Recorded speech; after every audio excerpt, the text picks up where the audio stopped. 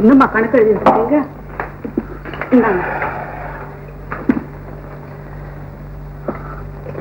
சாப்பிட்டுட்டு போய் படுத்துங்க. நான் லைட் அணைச்சிட்டு போறேன். விளக்கு அணைச்சிரு, ஆனா போக வேணாம். ஐயோ, என்னங்க இது? சின்ன பிள்ளை மாதிரி உங்க மனசுல குமரன் நினைப்பா. பாரதி, மனசுல எப்ப வயசாகி போச்சுங்கிற எண்ணம் வருதோ அப்பதான் புதுமை வரும். எனக்கு இன்னும் அந்த எண்ணம் வரலையே. நல்லா இருக்கு. பாரதி, கொஞ்சம் கொஞ்சமா நீ என்னை விட்டு விலகி போறதா எனக்கு தோடும். என்ன சொல்றீங்க நீங்க? நான் அந்த சந்தேகப்படுறேன். இந்த பிள்ளைங்க விஷயமா நாம 2 பேரும் அடிக்கடி சண்டை போட்டுக்கிறோமே, அத கொஞ்சம் தவிர்க்கலாம்னு தோணுது. அதத்தாங்க நானும் சொல்ல வந்தேன். நம்ம செல்வம் இருக்கான் பாருங்க, இந்த நேரத்துல அந்த பேச்செல்லாம் இருக்கு. சரி, அவனை விட்டுடுங்க.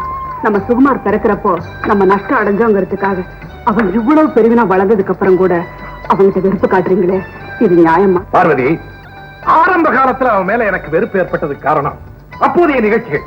அதெல்லாம் சரியானவனே இப்போ பரவாயில்ல இருக்கு. ஆனா இப்ப அவன் மேல எனக்கு கோபத்துக்கு காரணம் அவன் என்ன மதிக்கிறது, நான் என்ன சொன்னாலும் எதிர்த்து பேசுறான். நம்ம தொழிலுக்கு உதவியா இருக்குமே, காலேஜுக்கு போகும்போது காமர்ஸ் எடுத்து படிடான்னா முடியாது, நான் லிட்டரேச்சர் தான் படிப்பேன் அப்படிங்கிறான். அவர் வழியில போறதுதான் எல்லாருக்கும் எதிர்காலத்துல நல்லதுன்னு நினைக்கிறேன். அம்மா, இதுவரையில நான் ஏதாவது தப்பு செஞ்சா நீங்க நினைக்கிறீங்களா? நான் நினைக்கலப்பா. நீ எதுக்கு எடுத்தாலும் எதிர்த்து பேசுறதா உங்க அப்பா வருத்தப்படுறாரு. நாளையில இருந்து உனக்கு பிடிச்சாலும் சரி பிடிக்கலனாலும் சரி உங்க அப்பா சொல்ற மாதிரியே கேளு. சில நல்ல முடிவுகளுக்காக தவறான வழியில போனா கூட தப்பு இல்லை. அப்பாவும் நானும் விரோதிகள் இல்லையே. அவரோட குணம் வேற, என்னோட குணம் வேற. வெவ்வேறு இயல்புகள் உள்ளவங்க ஒன்னா சேரவே முடியாது. ஒரு பெரிய விஞ்ஞானியோட பிள்ளை இசை மேதையாகலாம், இசை மேதையோட பிள்ளை இண்டஸ்ட்ரியலிஸ்ட் ஆகலாம். அதுல ஒண்ணும் தப்பு இல்லையே. நான் ஏதாவது தப்பு செஞ்சா அப்பா என்ன கண்டிக்க? அவரோட ஆசைகளும் லட்சியங்களும் எனக்கு இருக்கணும்னு என்னம்மா அவசியம்? உங்ககிட்ட பேசி என்னால ஜெயிக்க முடியுமா? ஏதோ அப்பாவும் பிள்ளையும் ஒத்துமையா இருக்கணுங்கிற ஒரு ஆதங்கம். சுகுமார், எனக்காக கொஞ்சம் விட்டு கொடுத்து போப்பா. முயற்சி பண்றம்மா.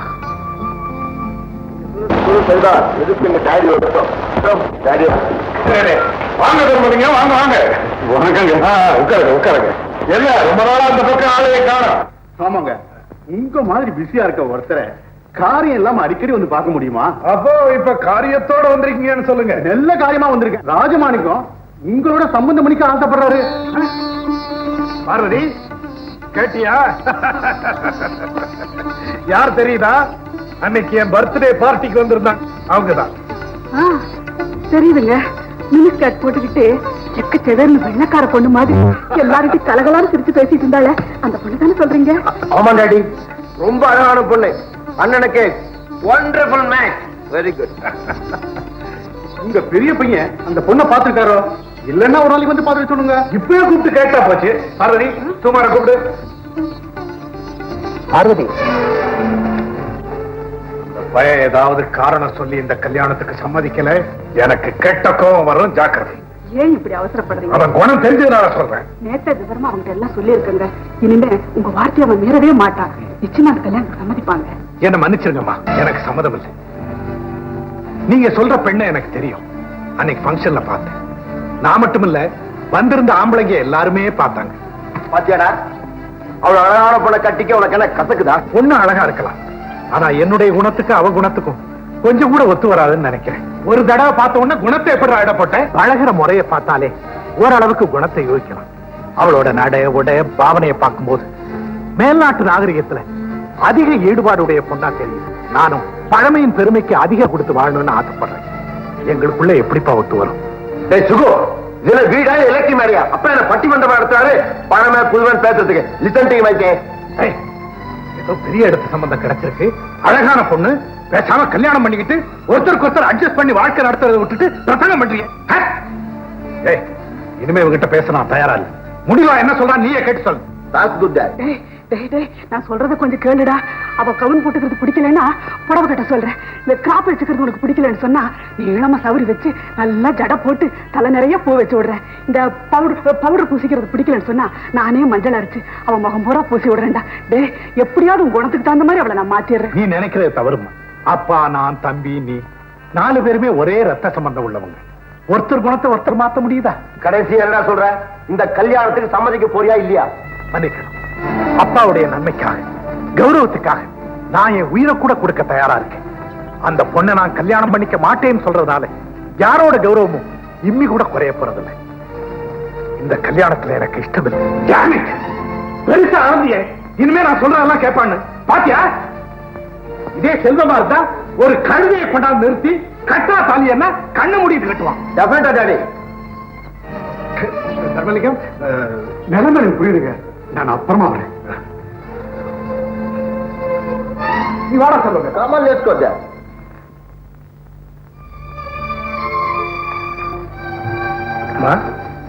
என்னம்மா யோசனை பண்ணிக்கிட்டு இருக்கீங்க?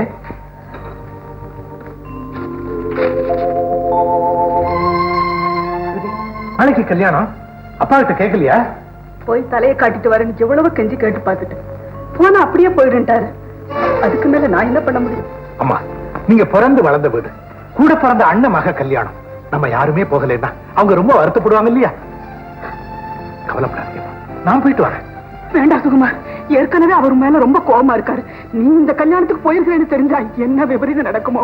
நீங்க ஒண்ணுமா, நான் வீட்டுல இருக்கனா இல்லையா, எங்க போறேன் வர்றேன், இத பத்தி எல்லாம் அப்பா கவலைப்படுறதே இல்ல. நான் போனா அவருக்கு எங்கம்மா தெரிய போகுது. நான் போயிட்டு வந்துடுறேன். சரிப்பா, போயிட்டு வா. மாமா கிட்ட எல்லா விஷயத்தையும் சொல்லிடு. சரிம்மா.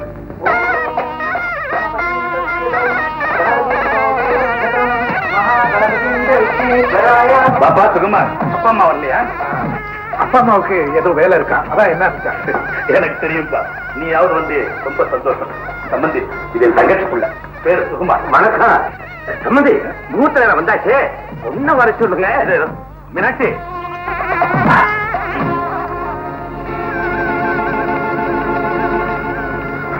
என்னடா நியாயம் என்னப்பா?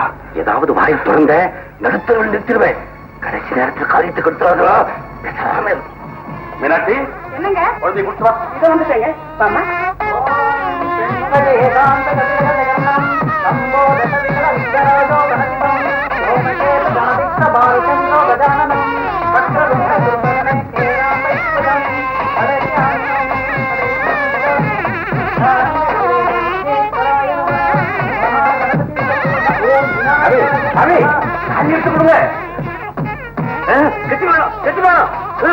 ஓம் சர்வமங்கள மாங்கல்யே சிவே சர்வார்த்த சாதகே ஸ்ரீயண்யே ஸ்ரீயம்பிகே தேவி நாராயணி நமோஸ்துதே. மாங்கல்யம் தந்து நானேன மம ஜீவன ஹேதுனா.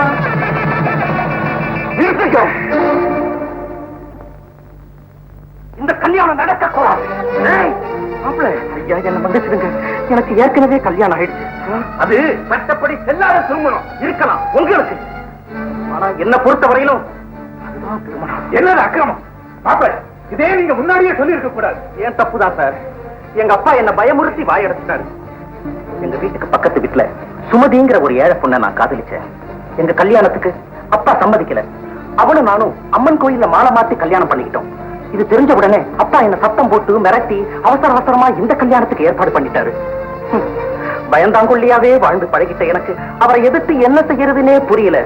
சாவி கொடுத்த பொம்மை மாதிரி அவர் இஷ்டத்துக்கெல்லாம் ஆடிக்கிட்டு இருந்தேன். ஏதோ ஒரு உணர்வு, ஒரு சக்தி எனக்கு இந்த நேரத்திலேயாவது தைரியம் கொடுத்ததுன்னு நான் ரொம்ப சந்தோஷப்படுறேன் சார். நல்லா இருக்கு, நீங்க சொல்றது ரொம்ப நல்லா இருக்கு. ஏற்கனவே கல்யாணம் ஆனதை மறைச்சு இன்னொரு கல்யாணத்துக்கு பண்ணது சட்டப்படி குற்றம். உங்க மேல கிரிமினல் ஆக்ஷன் எடுக்கலாம். அவங்க மேல ஆக்ஷன் எடுத்து அவங்கள ஜெயிலுக்குள்ள தள்ளுறதுனால என் மக விதி மாறிடுமா? விருந்துக்குன்னு வெந்த சொத்தை விருந்தாளி வரலன்னா மறுபடியும் அரிசியாக்க முடியுமாப்பா? பரவாயில்ல மாப்பிள்ள, முதல்ல அவ கழுத்துல தாலி கட்டு. வேற வழி இல்லம்மா, வேற வழியே இல்லை. மாப்பிள்ள, என் பொண்ணு ரெண்டாவது பொண்டாட்டியாவது ஏத்துக்குங்க மாப்பிள்ள. மாமா, என்ன அர்த்தம் இல்லாம பேசுறீங்க? சுகுமார், பேசாம இந்த கல்யாணத்தை நிறுத்துங்க. சுகுமார், ஏன் என்னைக்கு நிக்கிறீங்க? போங்க வெளியே. சுகுமார், போங்க வெளியே. சுகுமார், இந்த கல்யாணத்தை நிறுத்துங்கிறதுக்காகவே உங்க அப்பா உன்னைங்க அனுப்புனாரா? முறை மாப்பிள்ள, நீங்க அந்தஸ்து தெரியலன்னு என் பொண்ணு வேணாம்னு சொல்லிட்டீங்க. நான் ஏதோ கடனை உடனே வாங்கி இந்த கல்யாணத்துக்கு ஏற்பாடு பண்ணேன். இந்த கல்யாணம் இந்த நிலையில நின்று போச்சுதான் என் பொண்ணுக்கு வேற கல்யாணம் நடக்குமா? சீவி சிங்காரம் பண்ணி மனவரையில உட்கார்ந்து வேற கழுத்தோட எழுந்த பொண்ணு வேற எவன் கட்டிக்குவா சுகுமார்? வேற எவன் கட்டிக்குவா? உங்க காலை பிடிச்சு கெஞ்சி கேட்கிறேன், என் பொண்ணு கழுத்துல தாலியை கட்டுங்க. போங்க போங்க மாப்பிள்ள. அப்புறம் என்னடா, பொண்ணை பொறுத்தவரை சரின்னு சொல்லிட்டாரு. உன் ஆசைக்கு சுமதி வச்சுக்க, என் அந்தஸ்துக்கு கஸ்தூரி கழுத்துல தாலியை கட்டா உனக்கு திருப்தி, எனக்கு திருப்தி. கட்டா தாலியா? சொன்ன உங்களுக்கு வெக்கமா இல்ல? அந்த பெண்ணை என்ன உயிருள்ள ஜீவன் நினைச்சீங்களா இல்ல மரக்கட்டை நினைச்சீங்களா? ஆளுக்கால் ஏலம் போடுறீங்களே, மரியாதையா வெளியே போறீங்களா இல்ல போலீஸுக்கு போன் பண்ணிட்டு போடுவா? இது என் சொந்த வழி. உங்களுக்கு என்ன சாதாரணமா சொல்லிட்டு போய்கிட்டே இருப்பீங்க. இப்ப நான் ஏழை, இந்த கல்யாணம் நின்று போச்சுன்னா ஊர்ல இருக்கிறவங்க என்னென்ன பேசுவாங்க தெரியுமா? மடவரையில உட்கார்ந்து எழுந்திருக்க பொண்ணு சும்மா நிறுத்துங்க மாமா. திரும்ப அதையே சொல்லிக்கிட்டு இருக்கீங்களே. அவ மணவரையில தானே உட்கார்ந்து எழுந்திருக்கா, பஞ்சத்திரையா படுத்து எழுந்திருக்கா? என்னப்பா பேசுற? உங்க அப்பா என்ன வீட்டுக்குள்ள வர வேணான்னு சொன்னப்ப நீ தலை குனிச்சு நின்றுகிட்டு இருந்தியே, அப்ப அவரை எதிர்த்து கேள்வி கேட்கிற தைரியம் உனக்கு இல்லை. இப்ப இங்க வந்து வக்காலத்து வாங்குறேன். பேசுறது சொல்லப்பா. ஒரு பொண்ணோட வாழ்க்கையில மங்கள காரியம் ஒரு முறை நின்று போச்சுன்னா மறுபடியும் அவளை யாருப்பா கல்யாணம் பண்ணிக்குவா? யாருப்பா கல்யாணம் பண்ணிக்குவா? பெண்ணுக்கு இப்ப கல்யாணம் தானே நடக்கணும்.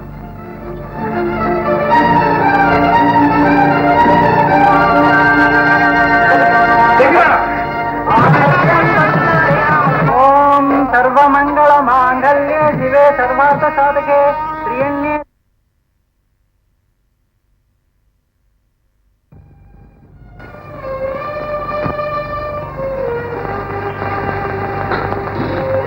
அம்மா, சுகுமா, எதிர்பாராத விதத்துல கஸ்தூரிக்கு நான் தாலி கட்ட வேண்டிய கட்டாயம் ஏற்பட்டு போச்சு. எங்களை ஆசீர்வாதம் பண்ணது. சுகுமா, பெத்தவங்க இருக்கும்போது இப்படி அனாத மாதிரி கல்யாணத்தை பண்ணிட்டு வந்து நிக்கிறியே, நீ செய்த காரியமா இது? இல்ல என்ன செல்வமா செய்வான்? இந்த தர்தனம் முடிச்ச பையன் வேணும்னே என்ன இன்சல்ட் பண்றான். ஆமா, அப்பாவை வேணும்னே அவன் அகௌரவப்படுத்தும். அவர் மேல பிரியமா இருக்கிறாங்க மனசுல வச்சுக்கிட்டு அவர் மனசை எப்படி எப்படி எல்லாம் புண்படுத்தலாம் திட்டம் போட்டு காரியம் பண்றான். அதுல இது ஒண்ணு நடந்ததெல்லாம் அப்புறம் விவரமா சொல்றேன். முதல்ல எங்களை ஆசீர்வாதம் பண்ணுங்க. டேய், மனம் குளிர பண்றதுக்கு பேரு ஆசீர்வாதம், வயிறு எரிஞ்சு குடுக்கறதுக்கு பேரு சாபம். இப்ப உன்னை பார்த்தா என் வயிறு எரியுது. நீயே ஒரு தரித்திரம், பத்தாயிரத்துக்கு இன்னொரு தரித்திரத்தை கூட்டிட்டு வந்து நிக்கிறியே, இந்த அழகுல ஆசீர்வாதம் வேறையா?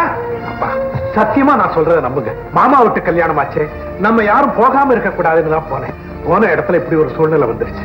ஆமா, சூழ்நிலை சூழ்நிலை சொல்லிட்டு இருக்கிய, நானும் தெரியாம தான் கேட்கிறேன். நீ போன இடத்துல உன்னை தவிர வேற ஆம்பளைங்களே கிடையாதா? நீதான் தாலி கட்டணும் அப்படின்னு பெரிய நிர்பந்தம் உனக்கு? வேணும்னே அப்பாவை இன்சல்ட் பண்ணணும் தானே காய்ச்சி செஞ்சிருக்க. புரியுதாப்பா உங்களுக்கு? டேய் சுகுமார், நீ செஞ்ச தப்புக்கு 1000 வழக்கம் சொல்லுவேன்.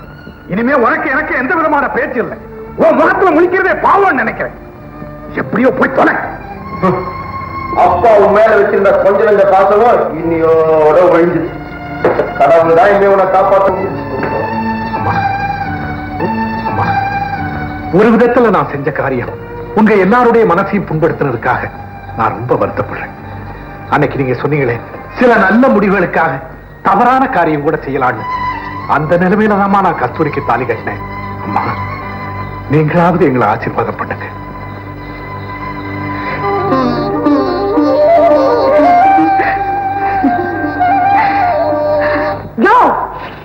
என்ன எச்சு அமாவாசை அன்னைக்கு பூஜை போடுறேன்னு சொல்லி ஒரு மாசம் ஆச்சு. என் கையில 1000 ரூபாய் பணம் வாங்கிக்கிறேன், பால் பணம் வேற 200 ரூபாய் பாக்கி நிக்குது. அமாவாசை 5 வருஷத்துக்கு ஒரு தடவை வருது, மாசம் மாசம் வருது இல்ல? அந்த டகல் பாஷா பணம் என்கிட்ட பலிக்காது. இந்த பாரியா, உன் மேல எனக்கு சந்தேகம் வந்துருச்சு. நான் கொடுத்த பணம், அதுக்கு வட்டி, பால் பணம் எல்லாம் இந்த 2 நாள்ல என் கைக்கு வந்து சேரணும். இல்ல உன் மானத்தை கீச்சிருவேன். என்ன சொல்ற? உன்னை போய் ஹீரோயினா போடணும்னு கனவு கண்டுகிட்டு இருந்தேன்ல, என்ன சொல்லும்? வில்லி மாதிரி பேசுறியே, இப்படி பேசி பழகினா அப்புறம் ஹீரோயின் மாதிரி பேசவே வராது. ஹீரோயின்னா என்ன அர்த்தம் தெரியுமா? வார்த்தைக்கு வார்த்தை அர்த்தம் தெரியாம கழுக்கு கழுக்குன்னு சிரிக்கணும், குபீர் குபீர்னு அழணும். இடம் கிடைச்ச போதெல்லாம் இந்திய பண்பாடு நாகரிகம் அப்படின்னு சொல்லிக்கிட்டே இருக்கணும். ஆனா ஒண்ணு, அறகுறையாத்தான் ட்ரெஸ் பண்ணணும், அதுதான் கவர்ச்சி. உன்னை முன்னுக்கு கொண்டு வரதுக்காக என்னென்னமோ பிளான் பண்ணிக்கிட்டு இருக்கிறேன், பாதியிலேயே போறேங்கிற. போ, படத்துல என்னய்யா, இதுக்கு மேல கூட ஆக்ட் பண்ணலாம். நிஜமாலும் படம் கொடுத்து ஏமாறதுக்கு நான் ஒண்ணும் முட்டாள் இல்ல. ஒண்ணு படத்தை ஆரம்பிச்சுக்கோ, இல்ல என் படத்தை திருப்பி கொடுத்துரு. நம்ம படத்துக்கு பணம் போடுற பைனான்சியர் என்ன சொல்றாருன்னா, ஹீரோயினை தான் புதுசா போட்டீங்க, ஹீரோயாவது பெருசா போட்டு அட்வான்ஸ் கொடுத்து கால் சீட்டை வாங்கிட்டு வாங்க, 3 லட்சத்தை தூக்கி தரேங்கிறாரு. ஹீரோ நமக்கு வேண்டப்பட்டவர் தான், 50 வாங்குற இடத்துல 10 வாங்கிப்பாரு. இருந்தாலும் அட்வான்ஸா 1000 ஒரு கண்ட காட்ட வேண்டாமா? அதுக்கு இங்க என்னையா செய்ய சொல்ற? ரொம்ப சிம்பிள். நீ ஒரு 1000 ரூபாய் தோது பண்ணி கொடுத்தீங்கன்னா அதை ஹீரோவுக்கு அட்வான்ஸா கொடுத்து அந்த 3 லட்சத்தை புடிங்கிடுவேன். படத்து ஆரம்பத்துல உனக்கும் ஹீரோவுக்கும் ஒரு லவ் சாங். ஹீரோ எரும மாட்டு மேல உட்கார்ந்துகிட்டு பாடிக்கிட்டே வராரு. நிறுத்தியா, அவர் என்ன ஹீரோவா இல்ல யவனா? இத பாரு, குதிரை மேல ஏறிட்டாங்க, யானை மேல ஏறிட்டாங்க, ஒட்டகத்து மேல ஏறிட்டாங்க. ஆனா எரும மாட்டு மேல இது வரைக்கும் யாரும் ஏறல. அதுதான் புதுமை. இல்ல, அதுவும் வந்துடுச்சு. ஆனா பாவிகளா, அதுக்குள்ள காப்பி அடிச்சுட்டாங்களா? ஏற்கனவே வந்துடுச்சு குமரி பெண்ல. ஏய்யா, நான் சொல்றத நீ கேக்குறியா? இன்னும் அறிமுகமே ஆன பாடல, அதுக்குள்ளயா? சொல்லுமா, கேட்டுக்கிறேன். வந்து முதல்ல மேல ஹீரோ உட்கார்ந்துகிட்டு தண்ணியில வராரு. தண்ணியில ஜமாச்சிடுவோம்.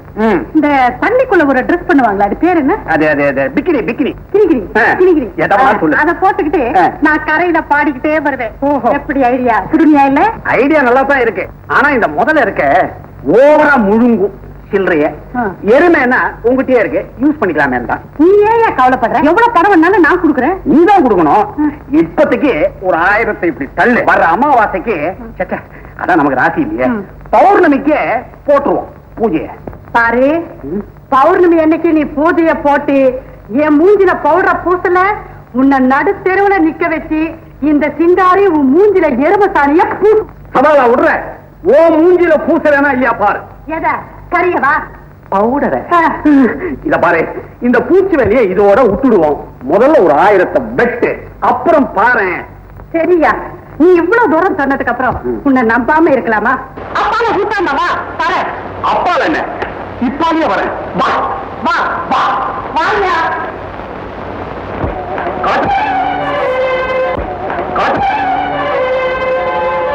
புரியுது பார்வதி, புரியுது. இந்த கல்யாணத்துல உள்ளூர உனக்கு சந்தோஷம் தாங்கிறது புரியுது. என்ன இருந்தாலும் அண்ணன் மகன் இல்லையா, ரத்த பாக்கம் போகும்பா. ஐயோ, அப்படின்னா ஒண்ணு எது நடந்து போச்சு. சின்ன பெருசுங்க. சரி சரி, மேற்கொண்டு எரிச்சலை கலப்பாத. சாவியை கொடு.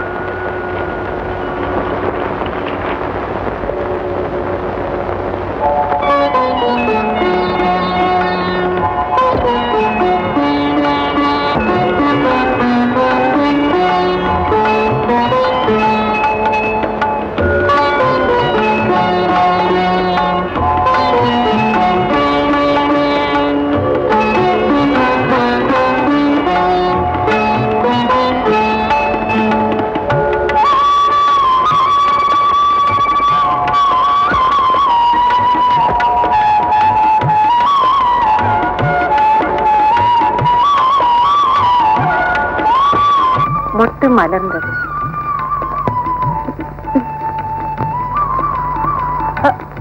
துருவன் அத்தா, நீங்க தான் அந்த துருவனா? ஆமா.